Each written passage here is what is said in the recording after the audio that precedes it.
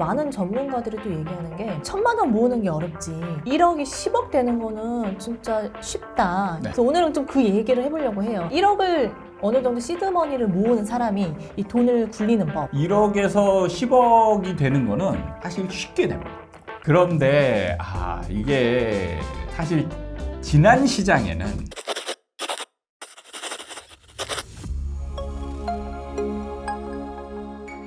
반갑습니다.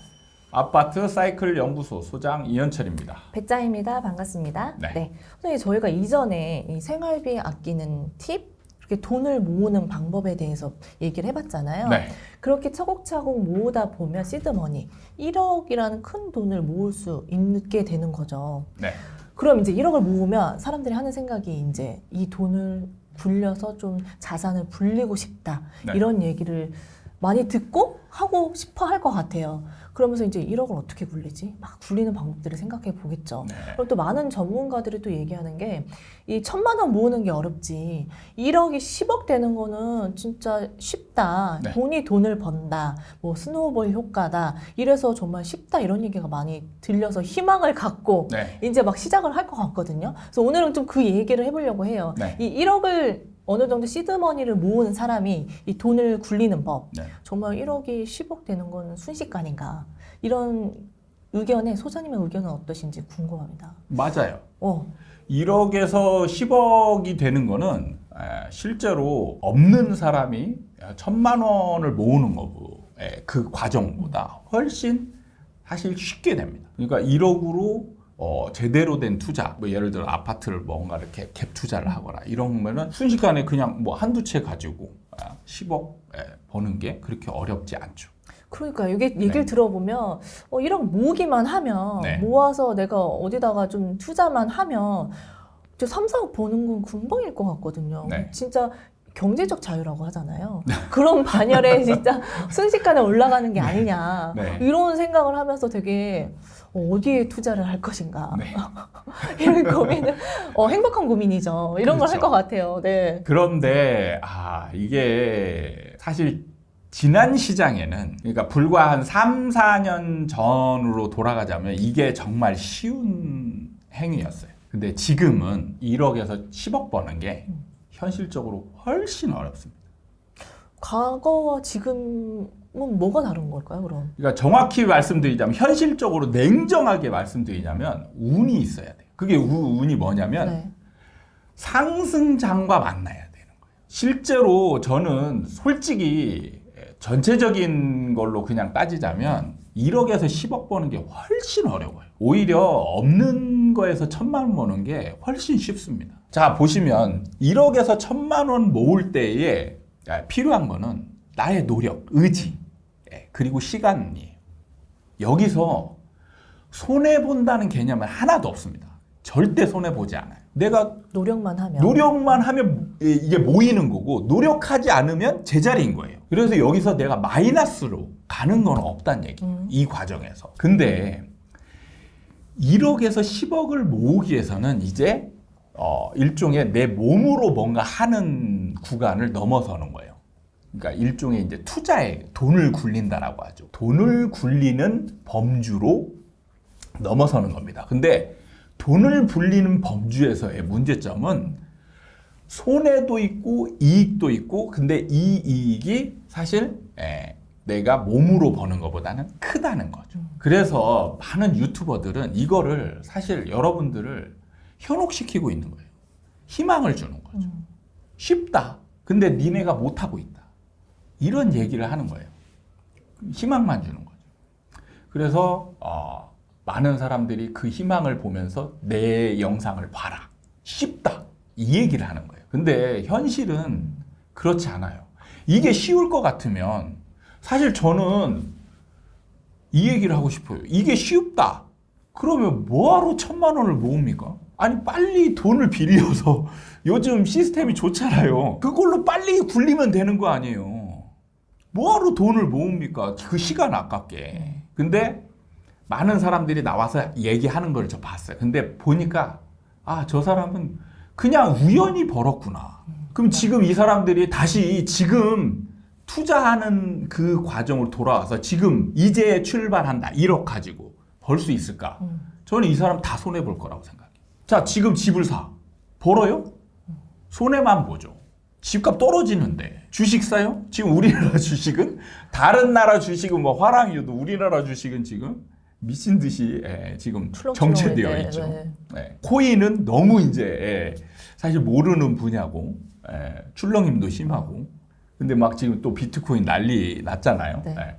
근데 사실 비트코인도 생각해 보면 지금 이제 1억 최고가 찍으면서 가잖아요. 네. 뭐 이제 영상이 나갔을 때는 아마 1억을 넘었을 가능성이 많은데 그러면 1억짜리 비트코인을 샀어요.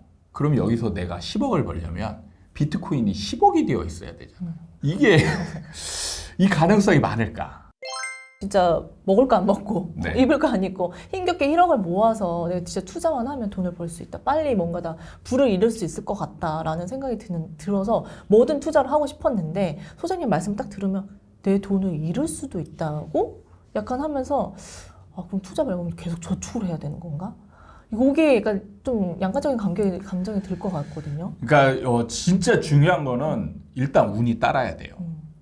그러니까 예를 들어서 자 1억 모으는 시점이 뭐 한 몇 년 전부터 1억을 모으기 시작해가지고 지금 당장 now 네. 1억을 모으는 걸 완성했던 사람은 나는 이 사람은 정말 운이 없는 사람이라고 생각해요. 지금은 제가 말씀드렸듯이 1억을 투자해서 10억으로 벌 수 있는 이 과정이 되게 험난해 보이는 거예요. 가능성도 약하고 오히려 손실 볼 가능성도 많은 시간인 거예요. 근데 이거는 내가 어떻게 뭔 노력을 해도 안 되는 거예요. 근데 반대로 네. 저는 지금 만약에 이 영상을 보고 아니면 며칠 전에 우리 돈 모으는 거 네네. 영상을 보고 이제 모아야 되겠다라고 해서 지금부터 출발해야지라고 하는 사람 저는 운이 정말 좋은 사람이라고 생각해요. 지금 모으면 그래도 1억 모으는 게 네. 오래 걸리잖아요. 그렇죠. 되게 3, 4년 걸릴 것 같은데 왜 그게 더 운이 좋을까요? 그게 왜 그러냐면 이 사람이 1억을 모아서 1억이 완성되는 시점이 부동산이 상승할 가능성이 많아지는 시점이 맞닥뜨리는 거예요. 그러니까 지금 제가 운이 없는 사람은 1억을 모았는데 뭔가를 할 수 있는 나를 도와주는 장이 펼쳐지지 않았다라는 거고 지금 준비하는 사람은 그냥 자연스럽게 1억이 완성이 됐을 때 나를 도와줄 수 있는 시장이 만들어져 있다라는 거예요. 이 사람은 자기가 노력한 거 똑같이 1억 모은 거잖아요. 두 A, B. 근데 여기서 운이 달라지는 게 1억을 모아서 완성했는데 그 시장이 나를 도와주는 시장이냐 아니냐로 확 나눠지는 거예요. 이거는 내가 만들 수 있는 게 아니라는 거죠.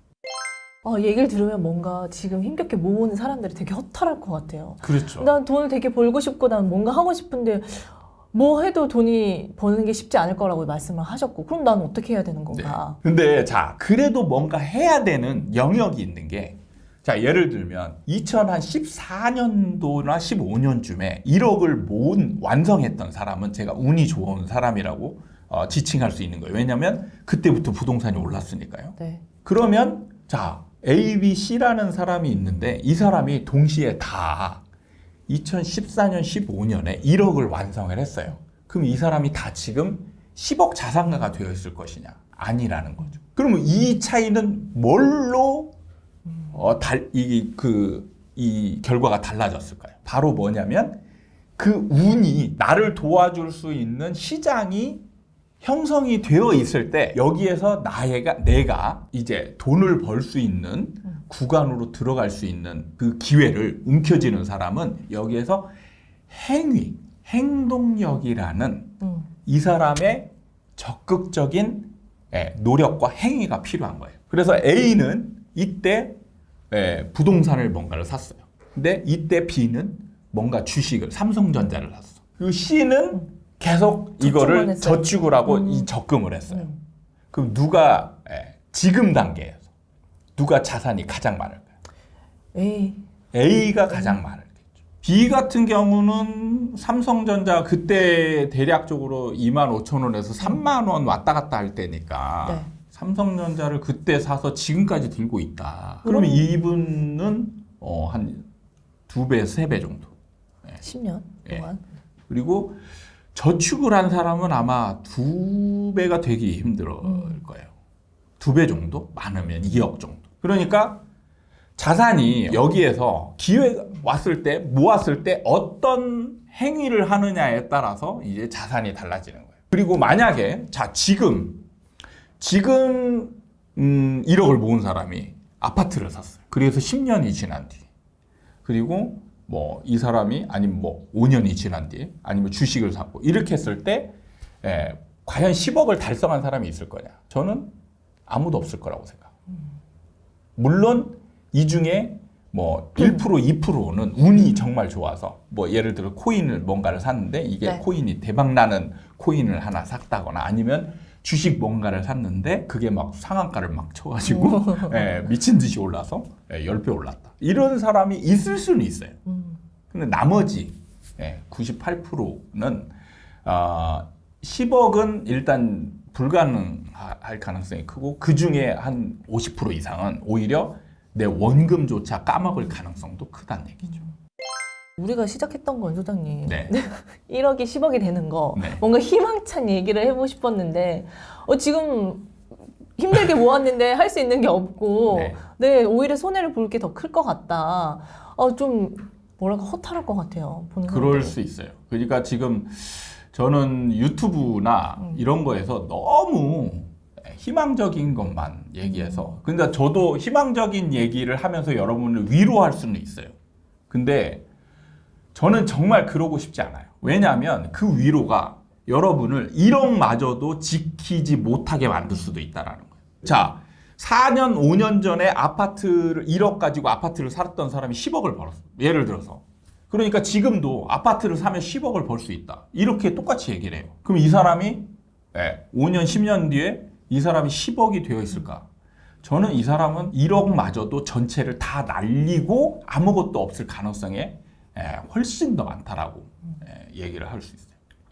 그렇기 때문에 저는 희망적인 얘기를 할 수 없는 거예요. 그러면 소장님 좀 다르게 좀 방법적인 거를 좀 여쭤보고 싶은데 기다렸어요. 그래서 힘겹게 씨드를 불리면서 기다리고 소장님 말씀하셨다시피 한 3, 4년 후에 진짜 부동산에서 큰 돈을 벌 수 있는 시기가 왔어요.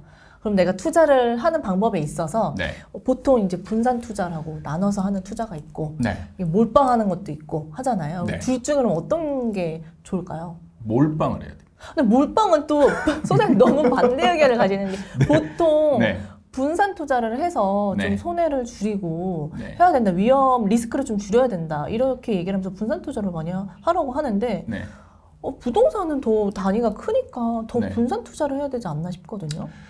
분산 투자를 하는 건요. 잃지 않는 거를 할 수는 있어요. 대신에 1억으로 10억 버는 건 못해요. 자, A, B, C라는 자산으로 나누는 거잖아요. 나누는 거예요. 그러면 자, 왜 우리는 A가 올라갈 것 같으니까 A에다가 몰빵을 하면 되지. 왜 A에다가 3분의 1만 넣고 B에다 3분의 1을 넣고 C에다 3분의 1을 넣을까요? 그 행위는 뭐냐면 A가 오를 수 있지만 떨어질 수도 있으니까 A가 떨어지는 리스크를 B, C로 해지하는 거예요. 이게 분산 투자의 원리예요. 그러니까 분산 투자는 뭐냐면 확신이 없는 거예요. A, B, C를 가지고 있는데 A, B, C가 혹시나 리스크가 생겨서 떨어질 수 있으니까 B, C로 나누자는 거예요. 그러면 이게 뭐냐면 리스크 관리에 있는 거지 돈을 최대한 많이 벌기 위해서 하는 게 아니에요. 아니 만약에 A도 오르고 B도 오르고 C도 올랐어요. 그러면 이제 벌 수 있겠죠. 아니 그러면 뭐하러 B, C에다 어렵게 나누냐고요. A다 하면 되는 거지. 근데 또 몰빵을 하기에는 그만큼 또 리스크가 크니까 잃을 수도 있다는 생각에 뭐 위험하지 않냐 이렇게 또 보는 시각도 있을 것 같거든요. 그러니까 제가 항상 얘기하는 거는 뭐냐면 정확한 기준을 갖고 있으면서 투자를 하는 것과 모르는 채 재테크는 무조건 돈 버는 거야 라고 하는 것과 여기에서 분리된다는 거예요. 부동산은 오를 때는 이거는 거의 예외 없이 오르기 때문에 여기다 부동산에다가 몰빵을 하시는 게 답이다 라고 얘기를 할 수 있어요. 근데 이제 분산 투자를 하는 거는 예를 들어서 아파트 A 오피스텔 B, 네. 상가시 이렇게 나눌 수 있겠는데 부동산은 1억으로 분산 투자가 불가능해요. 그래서 이 분산 투자나 이런 거의 원리를 이해하고 내가 어느 쪽에 할까를 해야 되는데 저는 부동산, 주식, 코인 중에 어떤 게 확률이 훨씬 높냐? 부동산이 월등히 높습니다. 확률적으로. 그렇기 때문에 부동산에 몰빵을 해라. 다만 이런 게 있어요. 한 10억 정도 이제 굴리잖아요. 그러면 저는 이때부터는 분산 투자를 하라고 얘기를 하고 싶어요. 그러니까 뭐냐면 각자 모든 것들이 사이클이 다르거든요. 네. 부동산 사이클이 있고 주식 사이클이 있고 뭐 코인 사이클이 있고 또 보면은 이제 금 사이클 뭐 이런 원유 사이클 다 자산이 다르요. 환율적으로. 네. 그러면 이제 돈의 10억이면 이제 좀 여유라는 게 생기는 거잖아요. 이제 조급할 필요가 없는 거죠. 네. 그럼 이럴 때는 뭐 예를 들어서 금을 봤는데 지금 부동산 시장은 뭐 투자하기에 이렇게 별로 좋지 않아. 근데 금이나 이런 걸 봤을 때 지금 보니까 뭐 많이 떨어져 있어. 그러면 이런 거는 사이클로 봤을 때 오를 가능성이 이제 높다라는 거죠. 그러면 이럴 때 이제 분산하는 거예요. 그러니까 이게 여유 있는 사람, 돈이 있는 사람이 돈을 버는 이유가 뭐냐면 여유를 가지고 시장이 내가 투자할 만한 상황에 올 때까지 기다릴 수 있는 게 있어요. 그래서 분산 투자를 하는 거예요. 좀 여유를 두고 남겨뒀다가 이거는 사이클상 바닥이네? 그럼 얘 들어가고 얘가 됐네? 얘 들어가고 이렇게 하면 이 사람은 그냥 시간만 들어간 다음에 이제 그냥 시간만 있으면 되는 거예요. 오늘 시간은 1억을 모은 후 이 1억을 어떻게 불릴까? 투자만 하면 금방 10억 되는 게 아니냐 이런 생각을 했는데 이 10억을 불러가는 과정에서도 그 시장의 운이 가장 크게 작용을 한다. 그리고 그 운을 잡을 수 있는 기회를 잡으려면 공부를 해서 그 눈을 가져야 된다는 거죠. 네. 그리고 또 가장 중요한 거는 1억에서 10억까지 가는 건 효율성이 가장 중요하기 때문에 확실한 타이밍에 몰빵으로 자산을 불리는 방법이 가장 확실하다. 근데 아까 50% 먹었다고 하셨잖아요. 일본. 네. 그거 뭐 사셨는지 살짝 말씀해 주실 수 없어요? 얘기를 해야 되나 말아야 되나? 저희만 알죠. 네, 솔직히 말씀드리면 도쿄 전력을 샀습니다. 도쿄 전력을 산 이유가 그때가 진짜 공교롭게 엔저 최저점이었어요. 그리고 제가 도쿄 전력을 산 이유가 오염수. 그러니까 좀 고민을 했어요. 솔직히 여기 애국심과 내 자산 불리는 것과 그리고 또 이제 다른 방향으로 생각도 해봤어요. 이게 오히려 애국심일 수도 있다. 자, 일단 도쿄전력을 방류를 하는 걸 기점으로 도쿄전력을 산다는 거는 일단 그냥 기본적으로 생각하면 애국 자세에서는 벗어나는 거죠. 우리나라한테 일종의 해를 끼치는 그 주식을 산다라는 거는 도움을 주는 행위 같잖아요. 근데 저는 이 주식을 오래 갖고 있을 게 아니기 때문에 여기서 돈을 벌고 나오면 이쪽에 자산을 빼오는 느낌이잖아요. 그래서 나는 그걸로 한 번 더 생각하셨군요. 애국심을 갖기로 했다. 근데 저는 이때 오염수 방류하는 게 그 일본 도쿄전력의 리스크가 어느 정도 해소될 걸로 생각이 들었어요. 근데 그때 주가를 보니까 3,000, 4,000엔까지 갔던 게 그때 제가 샀던 때가 언제냐면 한 600엔 정도?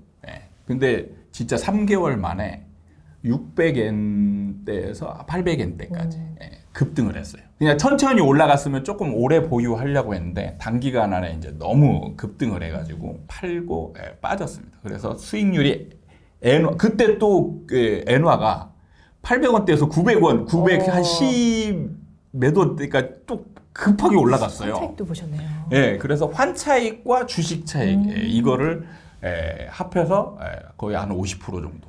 이것도 운이 좀 있지 않았나? 그렇죠. 운이 진짜. 있는데 저는 좀 어느 정도 확신을 했던 게 일종의 사이클을 본 거죠.